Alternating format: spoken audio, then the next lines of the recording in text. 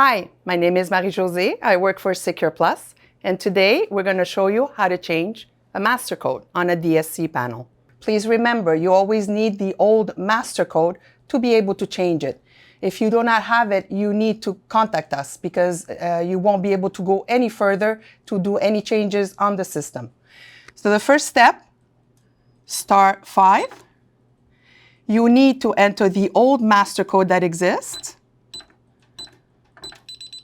You would hear it, beep, beep, beep. That means it works. And you have a little lock that shows you that you're in the programming of the system. On this DSC panel, the Mastercode is position number 40. So you need to press 40. And then we can enter the new code that you need. It beeped again. It's confirming me everything's done. I can do the pound key twice to get out.